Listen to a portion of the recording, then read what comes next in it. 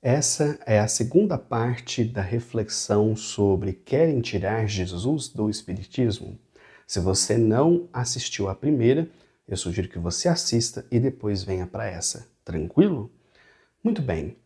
Em meados do século XIX, a ciência começa a ganhar bastante força, principalmente na Europa e nos Estados Unidos. Isso leva ao desenvolvimento de um pensamento que foi chamado de cientificismo, que resumidamente quer dizer: o conhecimento obtido pela ciência é válido, os outros deixa para lá. E assim, a humanidade se agarrou muito fortemente à ciência, inclusive na esperança de que ela resolveria os dramas humanos. Nós estamos em 2025. O que você acha? A ciência resolveu os problemas humanos? Porque a impressão que eu tenho é que se por um lado, em algumas áreas, com certeza ela ajudou, por outros ela só piorou, né? Então assim, a ciência é realmente como uma faca de dois gumes, né?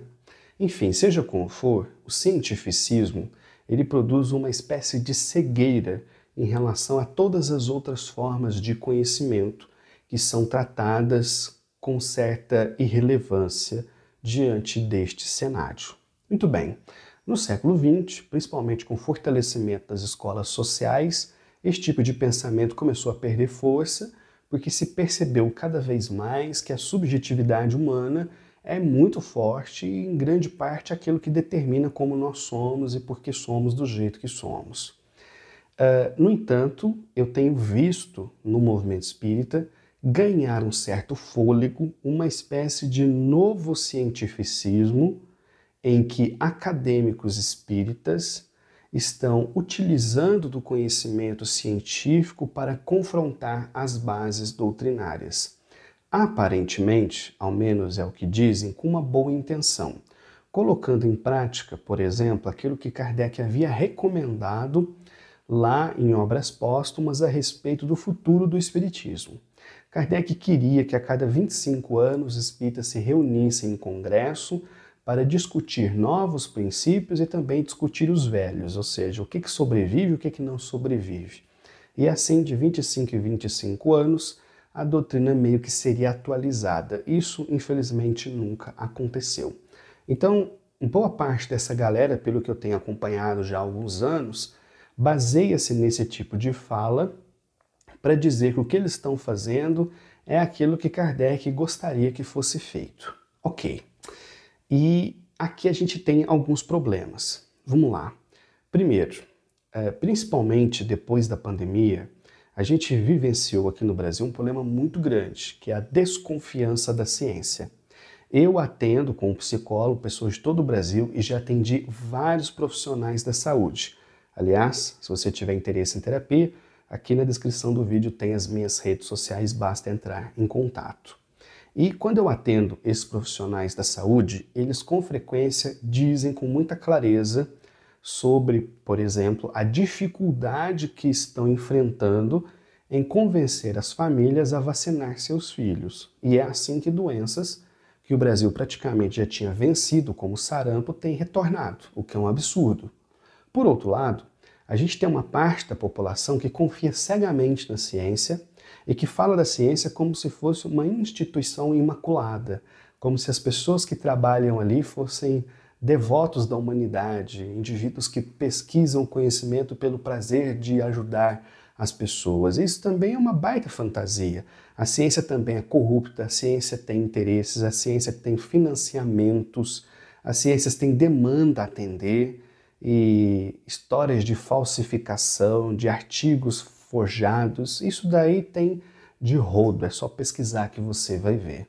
Então me parece que desdenhar da ciência ou confiar nela excessivamente também são dois tipos de problema. A ciência, como tudo, é feita por pessoas e naturalmente a ciência tem mecanismos para se corrigir com o tempo, mas é fato que o tempo inteiro a gente está exposto à fraude e a conhecimentos novos que surgem e que faz com que antigas concepções sejam modificadas.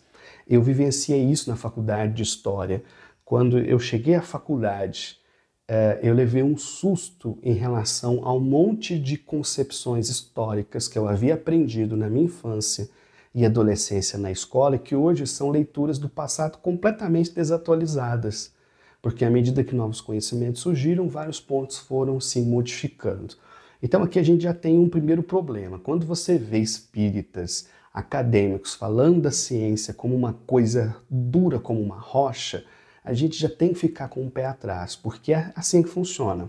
Uma verdade hoje será uma dúvida amanhã e será passado depois de amanhã, à medida que novas informações vão surgindo. Um outro ponto importante que eu vou resumir agora através de um exemplo. Eu recebi recentemente um vídeo sobre Jesus histórico e o Espiritismo. Olha, discussão sobre Jesus histórico é um negócio bem complicado e existem muitos acadêmicos que se dedicam a estudar isso e, claro, é um ramo da história que eu acho fascinante e que merece a nossa atenção, principalmente daqueles que gostam de história.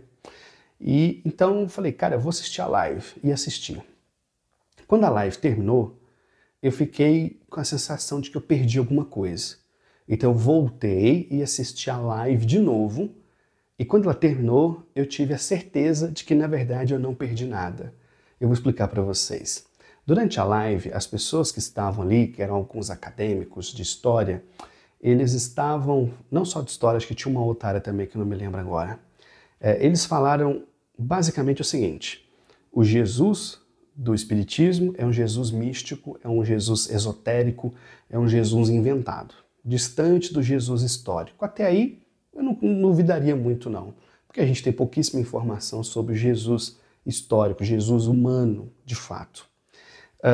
O segundo ponto foi: muitas obras espíritas que falam de Jesus ou do cristianismo estão erradas. E aí que veio a minha frustração. Eles não apresentaram um único argumento. De forma velada, a impressão que eu fiquei é que eles estavam batendo com luva de pelica em cima da obra de Chico Xavier, e especialmente dos livros de Emmanuel a respeito do cristianismo. Emmanuel tem vários livros que falam disso, só que são romances, tá? Quando você pega romance não é uma história de amor, romance é um gênero literário que você está contando ali uma história. Então, Emmanuel tem vários livros ambientados ao tempo de Jesus. Na minha opinião pessoal, esses livros eles misturam fatos reais com ficcionais para construir uma história que pode ser baseada em fatos reais, mas que não é literalmente a descrição do que aconteceu. Esses livros são feitos para levar uma história, para trazer um ensino. Então, quando um espírita lê os livros de Emmanuel achando que eles estão falando sobre a história real do tempo de Jesus, o erro está em quem lê, tá? Porque não é essa a proposta da obra. Mas enfim, o tempo inteiro esses acadêmicos ficavam falando que os livros de Emmanuel tinham um monte de erro, e eu fiquei esperando, cadê? Onde é que vai aparecer? A minha expectativa é que eles pegassem assim, então, aqui a gente tem um livro X de Emmanuel, na página 220, ele está descrevendo isso. Nós temos a pesquisa histórica do Dr. Blá, que pesquisou Y. Então, quando a gente confronta, as duas coisas não batem. Simplesmente não teve isso. A live inteira foi uma choração a respeito do espiritismo, e que o espiritismo está de mal a pior, que os espíritas não estudam, que estão longe da ciência, e até aqui eu não discordo muito não. Mas cadê a evidência? E quando eu terminei de assistir pela segunda vez a live, eu comecei a pensar, falei, gente, eu entendo, às vezes, esse olhar conservador, ultra-religioso que tem dentro do movimento espírita, excessivamente apegado à figura de Jesus, e que fica o tempo inteiro dizendo que tem gente querendo tirar Jesus do espiritismo, que a impressão que dá é que tem mesmo. Porque em vez dessa galera que tem conhecimento muito superiores aos meus, claro, eu sou um mero professor de escola pública, em vez deles chegarem e produzir um conteúdo, já que eles querem falar sobre isso, então produz um conteúdo e fala, tá vendo, ó, essa passagem aqui tá errada, isso aqui tá errado, isso aqui tá errado, isso aqui tá errado. Aí, ok, aí eu acho que seria uma discussão interessante se fazer, mas simplesmente não teve argumento nenhum. Eu assisti 2 vezes a live para ter essa convicção. E não foi a única não, tá? Como eu falei, isso é um movimento que está ganhando fôlego. Então eu já acompanhei várias outras lives de vários outros estudiosos que estão o tempo inteiro, de certa forma, batendo no espiritismo por dentro. Agora, onde é que eles querem chegar? Honestamente, eu não sei.